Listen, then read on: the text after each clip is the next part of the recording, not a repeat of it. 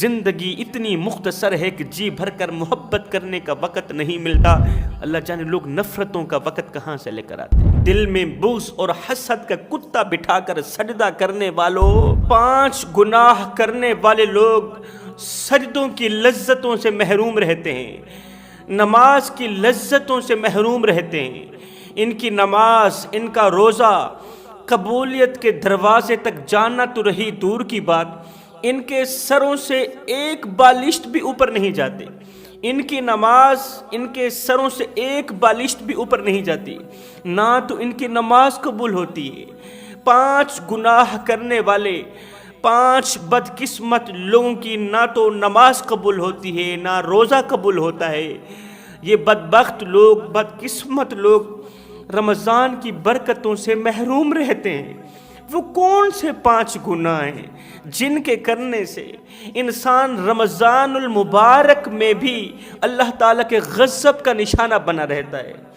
وہ مہینہ جس مہینے میں اللہ تعالیٰ جہنم کی آگ کو ٹھنڈا کر دیتا ہے، قبرستانوں میں عذاب ہلکا فرما دیتا ہے. آخر وہ کون سے 5 گناہ ہیں؟ آخر وہ کون سے 5 لوگ ہیں؟ فرمایا نمبر 1، پہلا گناہ کسی بھی مسلمان بھائی کے لیے، اپنے بھائی کے لیے، اپنی بہن کے لیے، ماں باپ کے لیے، عزیز و اقارب کے لیے، دوستوں کے لیے، رشتہ داروں کے لیے اپنے دل میں بغض رکھنا، حسد رکھنا، کینہ رکھنا. ہائے داڑھی تو بڑی ہو گئی، دل کا کیا حال ہے؟ داڑھی تو لمبی ہو گئی، دل کا کیا حال ہے؟ سفید لباس بھی پہن لیا، خوبصورت ٹوپی بھی رکھ لی، دل کا کیا حال ہے؟ حیرت کی بات ہے، جسے انسان دیکھتا ہے اسے تو سنوار لیا. انسان کپڑے دیکھتا ہے، کپڑا تو خوبصورت بنا لیا. انسان جوتا دیکھتا ہے، جوتا بھی مہنگے والا پہن لیا، قیمتی جوتا پہن لیا. انسان چہرہ دیکھتا ہے، چہرہ بھی خوبصورت بنا لیا. افسوس کی بات ہے، جسے انسان دیکھتا ہے اسے تو سنوار لیا، اور جس دل کو رحمان دیکھتا ہے اسے کیوں نہیں سنوارا؟ اسے کب سنوارو گے؟ کب وہ وقت آئے گا جس وقت تم اپنے دل کو سنوار لو گے؟ جس دل کو میرا رب دیکھتا ہے اس دل کو گندگی کا ڈھیر کیوں بنایا ہوا ہے؟ میرے کریم نبی نے فرمایا اللہ نہ تمہارے چہرے کو دیکھتا ہے، اللہ تعالیٰ نہ تو تمہاری جوانی دیکھتا ہے، نہ تمہارا بڑھاپا دیکھتا ہے، اللہ تعالیٰ نہ تمہارا خوبصورت چہرہ دیکھتا ہے، اللہ تعالیٰ نہ تو تمہارا حسن و جمال دیکھتا ہے، نہ تمہارا شباب دیکھتا ہے، نہ تمہارے کاٹن کے کپڑے دیکھتا ہے، خوبصورت لباس دیکھتا ہے، نہ تمہاری ٹوپی دیکھتا ہے، نہ تمہاری داڑھی دیکھتا ہے. اللہ تعالیٰ کچھ بھی نہیں دیکھتا تمہارا. اللہ تعالیٰ نہ تو تمہاری کرسی دیکھتا ہے، نہ تمہارا اقتدار دیکھتا ہے. میرا اللہ تو تمہارا دل دیکھتا ہے.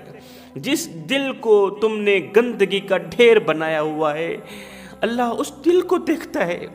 میرے نبی نے فرمایا اگر دلوں پر زنگ چڑھ جائے تو تلاوت قرآن کر لیا کرو.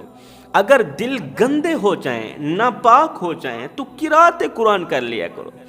فرمایا لوگو تم کہتے ہو برتنوں تک ہاتھ پہنچ جاتا ہے اور دلوں تک ہاتھ نہیں جاتا، دل کیسے صاف کریں؟ فرمایا میری امت قرآن کی طاقت کو سمجھ جاؤ، قرآن کی قوت کو سمجھ جاؤ، قرآن کی عظمت کو سمجھ جاؤ. فرمایا جس جگہ مومن کا ہاتھ نہ پہنچے وہاں میں محمد کا قرآن پہنچ جاتا ہے. دل میں بغض اور حسد کا کتا بٹھا کر سجدہ کرنے والوں، دل میں بغض کا کتا بٹھا کر سبحان ربی الاعلیٰ کہنے والوں، رسول اللہ صلی اللہ علیہ وسلم نے فرمایا جس انسان کے دل میں اپنے بھائی کے لیے، مسلمان بھائی کے لیے، عزیز و اقارب کے لیے، دوست کے لیے، رشتہ دار کے لیے بغض ہوگا، جس کے دل میں حسد ہوگا، کینہ ہوگا، فرمایا اس کی نماز اس کے سر سے ایک بالشت بھی اوپر نہیں جائے گی. ایسے شخص کی نماز اس کے سر سے ایک بالشت بھی اوپر نہیں جاتی، اس کی دعا اس کے سر سے ایک بالشت بھی اوپر نہیں جاتی. پہلے آسمان تک جانا تو رہی دور کی بات، دوسرے آسمان تک جانا تو رہی دور کی بات، 7واں آسمان پار کر کے قبولیت کے دروازے تک جانا تو رہی دور کی بات، قبولیت کا شرف حاصل کرنا تو رہی دور کی بات. اس کے سر سے ایک بالشت بھی اوپر نہیں جاتی، اللہ تعالیٰ اس کے سجدے اس کے منہ پہ مار کے رکھ دیتا ہے۔ اللہ فرماتا ہے مجھے تیرے سجدوں کی ضرورت نہیں ہے، یہ تو وہ ہیں جو تم پر فرض ہیں، اگر تو نہیں کرے گا تو تو گنہگار ہے۔ آج لوگ کہتے ہیں جی ہماری دعائیں قبول نہیں ہوتی، ہماری دعائیں ہمارے سروں سے ایک بالشت بھی اوپر نہیں جاتی۔ میں نے کہا نادانو، جب اللہ نے خود فرما دیا تم مجھ سے مانگو میں تمہیں عطا کروں، تم مجھ سے جو کچھ بھی مانگو میں جھولیاں بھر بھر کے عطا کروں، پھر بھی اگر دعا قبول نہیں ہو رہی، پھر اس کی دو وجوہات بن سکتی ہیں۔ پہلی وجہ یہ جو پیٹ ہے نا، پیٹ کے اندر سارا حرام ہی حرام ہے۔ پہلی وجہ پیٹ کے اندر حرام کے علاوہ کچھ نہیں ہے، حرام مال کے سوا کچھ نہیں ہے۔ دوسری وجہ دل کالا ہو گیا ہے، دل سیاہ ہو چکا ہے، دل میں بغض کی شکل میں، کینہ کی شکل میں، حسد کی شکل میں گندگی کے علاوہ کچھ نہیں ہے۔ اگر تم چاہتے ہو کہ اللہ کے قریب ہو جاؤ، اللہ کے قرب کے قریب ہو جاؤ، تمہیں اللہ کا قرب نصیب ہو، اپنے دل کو پاک کر لو، دل سے یہ نفرتیں، یہ کدورتیں نکال لو، نفرتوں کو مٹا دو، گلا گھونٹ دو نفرتوں کا۔ زندگی اتنی مختصر ہے کہ جی بھر کر محبت کرنے کا وقت نہیں ملتا، اللہ جانے لوگ نفرتوں کا وقت کہاں سے لے کر آتے ہیں۔ اگر میں آپ کے بچوں سے پیار کروں تو میں آپ کو کتنا اچھا لگوں گا، اور اگر آپ میرے بچوں سے پیار کریں گے، میرے بھائیوں سے پیار کریں گے، میری فیملی سے پیار کریں گے تو آپ مجھے کتنے اچھے لگیں گے۔ تو جب ہم سب لوگ کریم آقا کی امت سے پیار کریں گے تو ہم سب لوگ کریم آقا کو کتنے اچھے لگیں گے۔ دل میں کسی مسلمان بھائی کے لیے بغض رکھنا، کینہ رکھنا، حسد رکھنا، یہ مومنوں کا شیوا نہیں ہے، یہ کتوں کا شیوا ہے۔ ارے یہ تو کتوں کا کام ہے، ایک دوسرے سے حسد کرنا یہ کتوں کا کام ہے۔ حضرت سیدنا پیر نصیر الدین شاہ نے فرمایا تھا 4 غم کتوں کو بھونکنے پر اکساتے رہے۔ وہ کون سے 4 غم ہیں جن کی وجہ سے کتے بھونکتے رہے، روتے رہے، چیختے رہے، چلاتے رہے، بھونک بھونک کر جب تھکے تو پھر سے بھونکنا شروع کر دیا؟ وہ کون سے 4 غم ہیں؟ پہلا غم، ایک تو وہ چاند ہے، جب 14ویں رات کا چاند چمک رہا ہوتا ہے اس وقت ساری کائنات سوئی ہوئی ہوتی ہے، مگر یہ جو لٹر پھٹر کتے ہوتے ہیں نا، نسلی کتے بھی سو جاتے ہیں۔ یہ جو لٹر پھٹر کتے ہوتے ہیں نا، یہ آسمان کی طرف دیکھتے ہیں بھونکنا شروع کر دیتے ہیں۔ کیوں بھونکنا شروع کر دیتے ہیں؟ آسمان کے خوبصورت حسین چاند کو دیکھ کر بھونکنا شروع کر دیتے ہیں۔ ایک تو وہ چاند ہے، دوسرا اتنا خوبصورت ہے، اتنا حسین و جمیل ہے، تیسرا اتنا بلند ہے کہ اوپر دیکھنے والوں کی پگڑیاں بھی نیچے گر جائیں۔ اللہ اکبر، کتے بھونکنے پر مجبور ہو گئے۔ ارے یہ حسد تو کتوں میں پایا جاتا ہے، یہ کینہ تو کتوں میں پایا جاتا ہے، مومن کا شیوا نہیں ہے۔ مجھے بتاؤ کہیں گندگی پڑی ہو تو گندگی والی جگہ پر بیٹھنا پسند کرو گے؟ اپنی کوئی قیمتی چیز رکھنا پسند کرو گے؟ قیمتی تو کیا سستی چیز بھی رکھنا پسند نہیں کرو گے، سستی تو کیا کوئی چیز بھی رکھنا پسند نہیں کرو گے، اس لیے کہ یہ گندگی کا ڈھیر ہے، یہ گندی چیز ہے، یہ گندی جگہ ہے، اس پر ہر حال میں نہیں بیٹھیں گے۔ نادانو، جہاں گندگی ہو وہاں پر تم نہیں بیٹھ سکتے، جہاں گندگی ہو وہاں پر کوئی قیمتی چیز نہیں رکھ سکتے، کوئی عام خاص چیز نہیں رکھ سکتے۔ تو مجھے بتاؤ، جس دل میں کینہ کی شکل میں، حسد انا کی شکل میں، بغض کی شکل میں گندگی کا ڈھیر لگا ہوا ہو، جس دل میں، اس دل میں اللہ تعالیٰ اپنے محبوب کی محبت کیسے رکھے گا؟ محبوب کا عشق اس دل میں کیسے رکھے گا؟ محبوب کا پیار، معرفت الہی، خشیت الہی کیسے رکھے گا؟ اپنے دل کو پاک کرو، اللہ کی طرف رجوع کرو۔ یہ دل کیسے پاک ہوگا؟ آنسوں بہا بہا کے، اللہ سے پختہ توبہ کر کے یہ دل پاک و صاف ہوگا۔ میرے نبی نے فرمایا، اے انس، اگر ہو سکے تو اپنی صبح اس حال میں کرنا کہ تمہارے دل میں کینہ، حسد، انا نہیں ہونی چاہیے، بغض نہ ہو، کینہ نہ ہو۔ سنو، یہ میں محمد کی سنت ہے، یہ میری سنت ہے، اور جو میری سنت پر عمل کرے گا کل قیامت کے دن میرے ساتھ جنت میں داخل ہوگا۔ اب بغض اور کینہ کی پہچان کیا ہے؟ کسی کو اچھے کپڑوں میں دیکھ کر برداشت نہ کرنا۔ کسی کی بیٹی کے اچھے رشتے آ رہے ہوں تو اندر سے جل کر اللہ سے شکوے کرنا، مالک اس کی بیٹی کے لیے اچھے رشتے آ رہے ہیں، میری بیٹی کے لیے کیوں نہیں آ رہے؟ مالک تو اسے تو جھولیاں بھر بھر کے عطا کرتا چلا جا رہا ہے، مجھے کیوں نہیں دیتا؟ اس نے کون سی ایسی خوبی کی ہے کہ تو نے اسے مالا مال کر دیا، اور میں نے کون سا ایسا گناہ کیا ہے کہ تو نے مجھے کنگال کر دیا؟ کسی کو دکھ میں دے کر خوش ہونا، یہ ہے کینہ، یہ ہے حسد، یہ اپنے دلوں سے نکال دو۔ فرمایا دل میں حسد، بغض، کینہ رکھنے والا شخص رمضان کی برکتوں سے محروم رہتا ہے۔ دوسرا شخص جادو کرنے والا، میرے نبی نے فرمایا جادو کرنے والا، کروانے والا اور جو جادو میں ملوث ہوا وہ تمام کے تمام جہنمی ہیں، تب تک جب تک یہ لوگ پکی توبہ نہیں کر لیتے۔ میرے نبی نے فرمایا نیکی کبھی پرانی نہیں ہو سکتی، گناہ کبھی بھلایا نہیں جا سکتا، اور سنو بدلہ دلوانے والے میرے رب کو موت نہیں آ سکتی، وہ ہمیشہ کے لیے زندہ رہے گا، جیسا کرو گے ویسا بھرو گے، اس لیے کہ میرے اللہ کا ترازو صرف انصاف ہی تولتا ہے۔ جب قدرت تماچا مارتی ہے نا، پھر وہ جسم پر نہیں روح پر اثر کرتا ہے۔